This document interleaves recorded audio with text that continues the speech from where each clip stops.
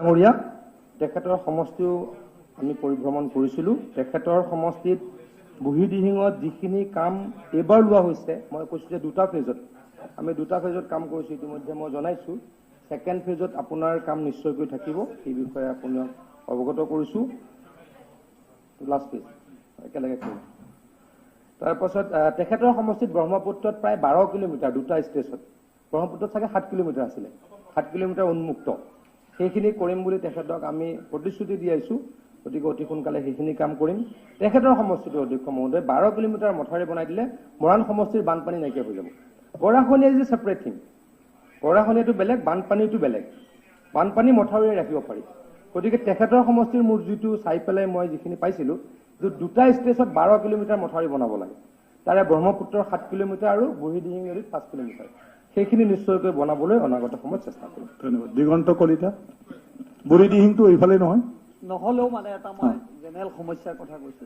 আজি স্পীকাৰ মহোদয়ক মই কৈছো বুঢ়ীদিহিং নহয়, কিন্তু সমস্যাটো এই ৱাটাৰ ৰিচোৰ্চৰ ওপৰত মোৰ ডাইৰেক্ট কুৱেশ্যনটো কৰক। সূক্ষ্ম জ্ঞানেৰে মই তিনিটা কথা মন্ত্ৰী মহোদয়ৰ আগত মই অৱগত কৰিব বিচাৰিছো। এটাই কওক। মথাউৰিটো যিহেতু আমাৰ এটা সমস্যা, মই দেখিছো যে মথাউৰিত জংঘলবিলাক যথেষ্ট পৰি থাকে, তাৰ কাৰণে আমাৰ এটা অসুবিধা আছে। অলপতে মন্ত্ৰী মহোদয়ে কৈছে যে এন্দুৰ সোমায়। কেতিয়া এন্দুৰটো আমি দেখিব? যেতিয়া জংঘলবিলাক চাফা কৰিব পাৰি, তেতিয়া আমি গম পাব পাৰিম।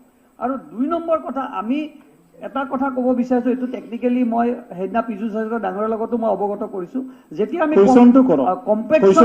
যেতিয়া মথাউৰিত আৰ্ট ফিলিং কৰি থকা হয়, সেই সময়ত কম্পেকশ্যনটো অকল টপ লেভেলতে কম্পেকশ্যনটো হয়। আমি বিচাৰিছো যে কম্পেকশ্যনটো এভৰি 1 ফুটৰ মূৰে মূৰে বা যিটো টেকনিকেলি 30 চেণ্টিমিটাৰ মূৰে মূৰে হ'লে এনেকুৱা ভৱিষ্যতে মন্ত্ৰী ডাঙৰীয়া ময়ো সুধি দিছো। মাননীয় সদস্যগৰাকী অত্যন্ত গুৰুত্বপূৰ্ণ কথা এটা কৈছে, অত্যন্ত গুৰুত্বপূৰ্ণ কথা এটা কৈছে। মথাউৰিত কম্পেকশ্যন নহ'লে পানীয়ে ভাঙি লৈ যোৱাৰ চান্স থাকে। গতিকে এইবাৰৰ পৰা আমি কম্পেকশ্যনটো PWDয়ে যেনেকৈ কৰে, মানে লেয়াৰ টু লেয়াৰ ৰলিং, সেইটো কৰিবলৈকে সিদ্ধান্ত লৈছোঁ। তেখেতে কোৱাৰ কাৰণে মই ভালেই পাইছোঁ যে সদনত মই জনাব পাৰিলোঁ। কিন্তু মই ইতিমধ্যে আমি সিদ্ধান্ত লৈছোঁ, অনাগত সময়ত যেতিয়া আমি মথাউৰি বনাম, PWDৰ যেনেকৈ ৰাস্তা বনে লেয়াৰ টু লেয়াৰ কম্পেকশ্যন তেনেকৈ হ'ব, এই সদনক প্ৰতিশ্ৰুতি দিছোঁ। আৰু তেখেতে যিটো কৈছে মথাউৰি চাফা হ'ব লাগে, সেইটো এটা গুৰুত্বপূৰ্ণ কথা। মথাউৰিটো লেতেৰা হৈ থাকিলে গোটেই এন্দুৰ সোমাই যায়। গতিকে যেতিয়া ৰোড কাম বনাম, যেতিয়া ৰাস্তা বনাম, সেই সমস্যাটো লাহে লাহে সমাধান হ'ব বুলি মই সদনক প্ৰতিশ্ৰুতি দিছোঁ। Question number 44। মাননীয় অধ্যক্ষ মহোদয়, সিংলা নদী আৰু লংগাই নদী কৰিমগঞ্জ জিলাৰ যিটো বন্যা হয়, এই দুটা নদীৰ কাৰণেই কৰিমগঞ্জ ডিষ্ট্ৰিক্ট পুৰা প্লাবিত হয়। তো মই এইটোৱে ক'ব বিচাৰিছিলোঁ যে লংগাই নদী আৰু সিংলা নদী, মই বিধায়ক কাষতে মানে যোৱাবাৰৰ আগৰবাৰ, তেতিয়া PMGSY স্কিমৰ পৰা মই তাত প্ৰায় 14 কিলোমিটাৰ ৰাস্তা মই বনাইছিলোঁ। আৰু এইটো মানে এইটো এৰিয়াত কোনো ইৰিগেশ্যন হোৱা নাই। কিন্তু যোৱাবাৰ যিটো কাম কৰিছে, আমাৰ ইয়াতে মই যিটো লিষ্ট বিচাৰিছিলোঁ, 10জন কণ্ট্ৰেক্টাৰৰ নাম দিছে আৰু এষ্টিমেটটো মই বিচাৰিছিলোঁ। এতিয়া মই দেখা পাইছোঁ এষ্টিমেটত যিটো তেওঁলোকে মানে শিলগুটি দিয়াৰ কথা আছে, বৰ্ডাৰ দিয়াৰ কথা আছে, এইবোৰ একোৱেই দিয়া নাই। আৰু যিটো চয়েল দি তেওঁলোকে কাম কৰিছে, এইটো মানে চেণ্ডি চয়েল দিছে। বৰষুণৰ হোৱাৰ পিছত এইটো গোটেই মানে মাটিবিলাক এনেই মানে লৈ গৈছে। গতিকে নেচাৰেলি আমি মানে ENTৰ ফ্লাড কণ্ট্ৰলৰ বান্ধৰ যিটো মানে সদায় পানীয়ে যিটো মানে এফেক্ট কৰে, এই মাটিবিলাক অন্তত ঠাইত মাটি হ'ব লাগে, কাৰণ এনেকুৱা মাটি তেওঁলোকে দিয়া নাই। আৰু যিটো ৰলাৰ কথা আমাৰ মন্ত্ৰী মহোদয়ে কৈছে, এইটোতো ৰলাৰ মানে আপোনালোকে বোধহয় এইটো এষ্টিমেট আছে নে নাই মই নাজানো, তেনেকুৱা ৰলিংও হোৱা নাই। আৰু তেওঁলোকে কেইটামান মানে 3 নম্বৰ ব্ৰিক বেড যিটো ইটোৱে দিছে এটা ছাইডত। গতিকে মই মন্ত্ৰী মহোদয় এইটো ক'ব বিচাৰিছোঁ যে আপুনি কাইণ্ডলি আমাৰ কৰিমগঞ্জ ডিষ্ট্ৰিক্টৰ যিটো আমাৰ ইঞ্জিনিয়াৰ আছে, তেওঁক অলপ কৈ, যিটো ইয়াত দেখিছোঁ যে কিছু 2-3টা স্কিম 100% ইউটিলাইজেশ্যন হৈছে আৰু বাকী 50%, 60% তেনেকুৱা হৈছে। গতিকে এই কামখিনি ভাল হ'ব লাগে, কাৰণ এই দুটা যদি ইম্পাৰ্কমেণ্ট ভাল নহয় তেতিয়াহ'লে আমাৰ ডিষ্ট্ৰিক্টখন পুৰা এফেক্টেড হ'ব। মন্ত্ৰী মহোদয়। অধ্যক্ষ ডাঙৰীয়া, তেখেতে যিটো প্ৰশ্ন কৈছে, সেই ষ্ট্ৰেচটোত 10জন 51 কোটি টকাৰ কাম কৰা হৈছে, 10টা স্কিমত কৰা হৈছে। এটা স্কিম মাননীয় অধ্যক্ষ ডাঙৰীয়া কোৰ্টত ছাবজুডিচ হৈ থকাৰ কাৰণে বন্ধ হৈ আছে। বাকী কেইটা কোনোবা কেইটামান 100% হৈছে, কোনোবা 70% হৈছে, কোনোবা 80% হৈছে। অধ্যক্ষ ডাঙৰীয়া কৰোনাৰ কাৰণে অলপ অসুবিধা নোহোৱাটো নহয়, সকলোতে এফেক্ট হৈছে যোৱা 1.5 বছৰত। কিন্তু আমি এনেকৈতো বানপানীৰ সময়ত আমি এইবাৰ কি কৰিব খুজিছো, আমাৰ যিখিনি পাৰ্মানেণ্ট প্ৰটেকশ্যনৰ কাম আমি 3 মাহ দিওঁ বা 4 মাহ দিওঁ। মানে ব্ৰহ্মপুত্ৰ নদী PWD ৰাস্তা এটা বা বিল্ডিং এটা এই বছৰ আধা হ'ল, নেক্সট বছৰ কৰিব পাৰি। কিন্তু গৰাখহনীয়াৰ কাম কৰা হয়, মথাউৰিৰ কাম কৰা হয়, যদি আমি কমপ্লিট নকৰোঁ অহাবাৰতো বানপানীয়ে আকৌ নষ্ট কৰিব। গতিকে চৰকাৰী ধনৰ অপচয় হ'ব। গতিকে আমি কৈছোঁ যে আগতেও মই আকৌ কৈছোঁ, যোৱাবাৰ এই ডিপাৰ্টমেণ্টটোৱে যথেষ্ট ভাইব্ৰেণ্ট ৰূপ লৈছিলে। আগতেতো কি ডিপাৰ্টমেণ্ট আছিলে আমি সকলোৱে জানো, কিন্তু আমাৰ আগৰ গভৰ্ণমেণ্টত যথেষ্ট ভাল কাম হৈছিলে। কিন্তু মই এটা কথা সংবাদ মাধ্যমতো কৈছোঁ যে অলপ নতুনত্বটো সকলোৱে আনিবলৈ চেষ্টা কৰে। মই কি নতুনত্ব আনিব কৈছোঁ যে এতিয়া কম্পেকশ্যন হ'ব, ৰলিং হ'ব, আগতে নাছিলে। গতিকে এইটো আপোনাৰ প্ৰশ্নটোৰ লগত সেইটো নেখাতে, নতুনখিনিত কিন্তু কৰিম। ছেকেণ্ডলি, আপুনি যিটো কৈছে যে চেণ্ডি চইল, সেইটো হ'বই নোৱাৰে। আমাৰ মথাউৰিত চেণ্ডি চইল ইউজ কৰা নহয়। আপুনি যিহেতু কৈছে চিৰিয়াছলি তাক চাম, আপোনাক মই প্ৰতিশ্ৰুতি দিছোঁ। থাৰ্ড কথাটো আকৌ ক'ব খুজিছোঁ যে আমাৰ ৱাটাৰ ৰিচোৰ্চ ডিপাৰ্টমেণ্টৰ যিসকল ঠিকাদাৰ আছে, তেখেতলোকক অহা 23 তাৰিখে আমি গুৱাহাটীলৈকে মাতি আলোচনা কৰিব বিচাৰিছোঁ। আগতেই কৰিব লাগিছিলে, কোভিডৰ কাৰণে কৰিব পৰা নাই। যে আপোনালোকৰ কি সমস্যা, কি অসুবিধা, আপোনালোকৰ পৰা আমাৰ কি অসুবিধা, আপোনালোকে ক'ত ক'ত বেয়া কাম কৰি আছে, ক'ত ক'ত ভাল কাম কৰি আছে, পৰ্যালোচনা হ'ব লাগে। মই সংবাদ মাধ্যমত কৈছোঁ, ঠিকাদাৰ আমাৰ বন্ধুও নহয়, আমাৰ শত্ৰুও নহয়। কামটো ঠিকাদাৰে কৰিব লাগিব, কিন্তু ভালকে কৰিব লাগিব, ডেট ইজ মাষ্ট। এই সদনক মই এচুৰেঞ্চ দিছোঁ, অনাগত সময়ত ঠিকাদাৰে ৱাটাৰ ৰিচোৰ্চৰ কাম ভালদৰে কৰিব লাগিব। নিজানুদ্দিন চৌধুৰী, আৰু এটা আছে। হয় হয়, যিটো মই কৈছিলো, অলপ ডাইৰেক্ট সময় নাই। যিটো শিলগুটি ইয়াত দেখা আছে, যিটো প্ৰটেকশ্যনৰ কাৰণে এইটো কাম হোৱা নাই। আৰু এটা মানে কাইণ্ডলি মন্ত্ৰী মহোদয়ে ক'ব যে যিটো এইটো এই যিটো ENT প্লাটফৰ্মৰ যিটো বান্ধ আছে, এতিয়া যেনেকুৱা মানে তেওঁলোকে ব্ৰেড দি বনাইছে, এইটো মানে ৰাস্তাৰ নিচিনাই হৈছে। কিন্তু তাতে ওপৰত বোধহয় মানে 4 ইঞ্চি চেণ্ড কেবল দিয়াৰ কথা আছে, কিন্তু এইটো বোধহয় হোৱা নাই। এটা যিটো কমপ্লিট হৈছে তাতেও হোৱা নাই। আৰু মানে এই ৰাস্তাটো যদি পকা ৰাস্তা বনাই দিয়ে, যিটো মাননীয় মুখ্যমন্ত্ৰীয়ে যিটো কৈছে, গতিকে যদি এইটো পকা ৰাস্তা বনাই দিয়ে, তেতিয়া এটা বাষ্ট এৰিয়াৰ মানে উন্নতি হ'ব আৰু বানটো প্ৰটেকশ্যন হ'ব। মাননীয় অধ্যক্ষ ডাঙৰীয়া, মই ইতিমধ্যে কৈছোঁ যে অনিয়ম কৰিবলৈ কাকো দিয়া নহ'ব, ডেট ইজ মাষ্ট। নিজানুদ্দিন, আপোনাৰ যিটো কাম স্পেচিফিক কামৰ বিষয়ে কালিও মই কথা পাতিছোঁ, আপোনাৰ লগত আকৌ কথা পাতিম। ভৱিষ্যতে ময়ো নিজে যাম, আমাৰ টিম যাব, চিৰিয়াছলি কামটো ইমপ্লিমেণ্ট হয় নহয় ডেফিনেটলি চাম।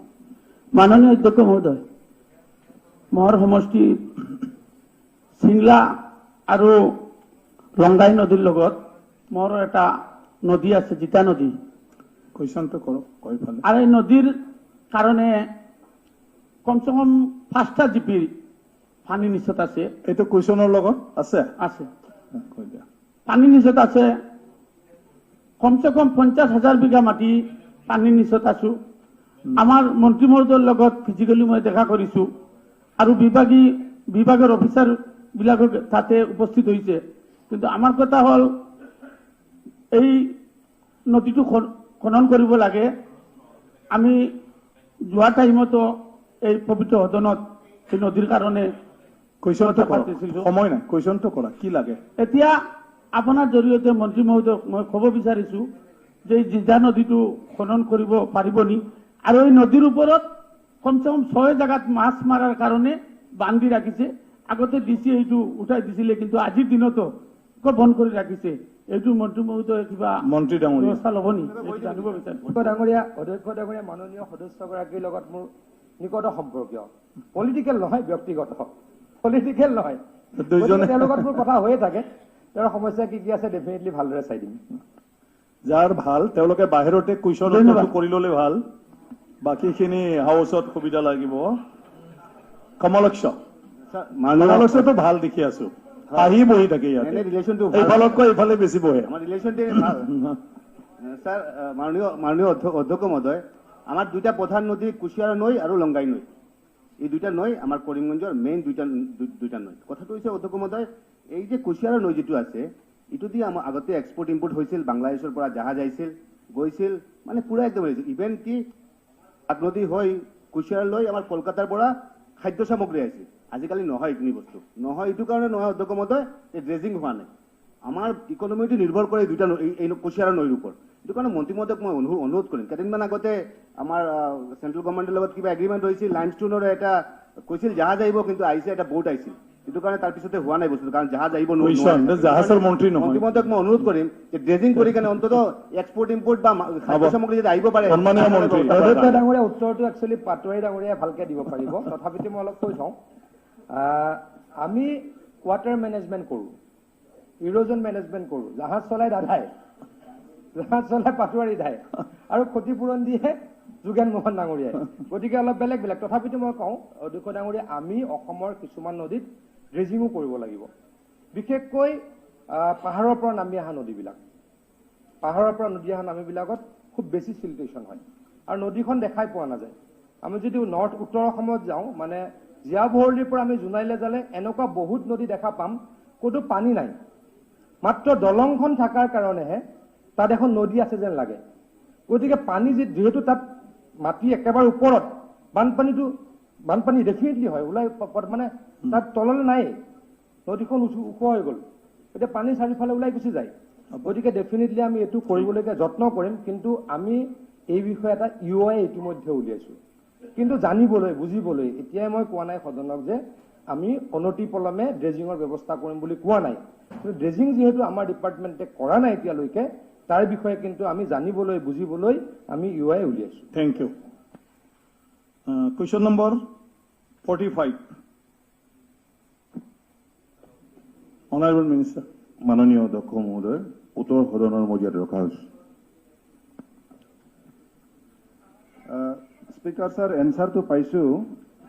ইয়াত এনচাৰটো যিহেতু কটি হোৱাৰ সংখ্যা 5.18 crore দিছে, আৰু ইয়াত 7,600 কৃষকে নিয়োজিত হৈছিলে।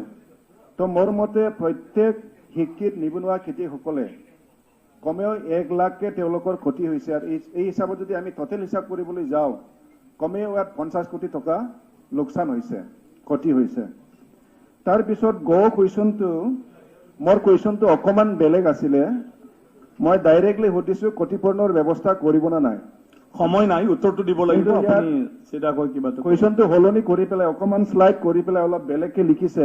মই বিচাৰোঁ অলপ ক্ষতিপূৰণৰ ব্যৱস্থা কৰিব লাগে, কিয়নো ইয়াত 7,600 শিক্ষিত নিবনুৱা কৃষকসকল যিহেতু ইয়াত নিয়োজিত হৈছিল, আৰু তৰমুজ খেতি কৰা ওদালগুৰি জিলাখনত মাত্ৰ এইবাৰে কৰা নহয়, ইতিমধ্যে 5 বাৰ কৰিছে, খুব ভাল ফলাফল পাইছিল। তাৰ কাৰণে এইবাৰ বহুত উৎসাহেৰে ইমানখিনি কৃষকে ইয়াত মানে খেতি কৰিবৰ কাৰণে আগবাঢ়ি আহিছিল। যদি তেওঁলোকক আমি এইবাৰ ক্ষতিপূৰণ নিদিওঁ, এইবাৰো ক্ষতি নহ'লেহেঁতেন, কোভিড চিটুৱেশ্যনৰ কাৰণে এইটো হৈছে। তাৰ বাবে এই কৃষকসকলক যাতে অকণমান উৎসাহ দিবৰ কাৰণে ক্ষতিপূৰণৰ যাতে ব্যৱস্থা কৰে, তাৰ কাৰণে মই মন্ত্ৰী মহোদয়ক অনুৰোধ জনাইছোঁ, আৰু পুনৰ বিবেচনা কৰিবৰ কাৰণে। মাননীয় অধ্যক্ষ মহোদয়, মাননীয় সদস্যগৰাকীয়ে লোকচানৰ সম্পৰ্কত যিখিনি কথা কৈছে, আমি তেখেতৰ প্ৰশ্ন লাভ কৰাৰ পাছতেই আমাৰ বিভাগক খেতিয়কসকলে কিমান লোকচানৰ সন্মুখীন হৈছে সঠিক তথ্য আনিবলৈ কৈছিলোঁ। এইটো সঁচা কথা যে ওদালগুৰি জিলাৰ মাদবাগ সমষ্টিত বহু শিক্ষিত নিবনুৱা যুৱক এই খেতিৰ লগত জড়িত হৈ আছে আৰু ইয়াৰ পৰা লাভান্বিতও হৈছে।